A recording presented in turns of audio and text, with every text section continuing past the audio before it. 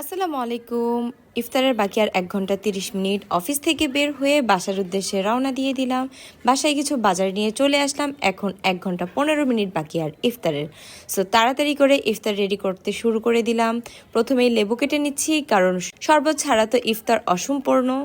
তো লেবুগুলো কেটে সুন্দর করে চিপে নিচ্ছি, তারপরে অনেকগুলো চিনি দিয়ে দিচ্ছি। চিনি দেওয়ার পর এটা হচ্ছে বিট লবণ, একটু বিট লবণ দিয়ে দিচ্ছি। বিট লবণ ছাড়া কি শরবত ভালো লাগবে বলেন?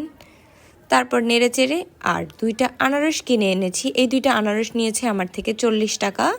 দেন এগুলো কেটে একটু সাজিয়ে নিচ্ছি প্লেটে, টুকরো টুকরো করে নিচ্ছি ছোট ছোট, যাতে লবণ দিয়ে মাখিয়ে খাওয়া যায়।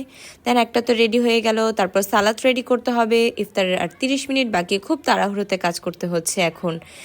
দেন এগুলোকে কুচি কুচি করে কেটে নিচ্ছি। এটা কুচি করা হয়ে গেলে এখন টমেটো কুচি করে নিচ্ছি। টমেটো কুচি করা হয়ে গেলে তারপর একটা পেঁয়াজ ছিলে, এবং এই পেঁয়াজটাকে, তো পেঁয়াজ কাটতে যে কার না পায় বলেন, আমারও পাচ্ছিল, কিন্তু এটার একটা টেকনিক আছে, সেটা আমি আরেকদিন বলবো।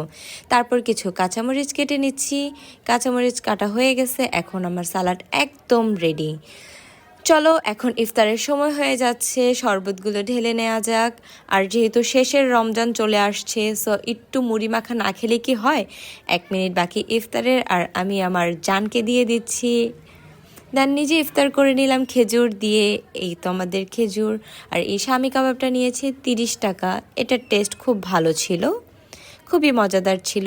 আর এটা কিন্তু দুধ না, এটা আনারস। অনেকেই দুধ ভাবতে পারে যে আনারস খাচ্ছি, দুধও খাচ্ছি। আর এই যে মুড়ি মাখার প্রস্তুতি চলছে। বাই দ্য ওয়ে, মুড়ি কিন্তু জিলাপি ছাড়া একদম অসম্পূর্ণ। জিলাপি কিন্তু লাগবেই মুড়ি মাখাতে। রমজানে যারা জিলাপি খায় না তাদেরকে বয়কট করা হোক। আল্লাহ হাফেজ।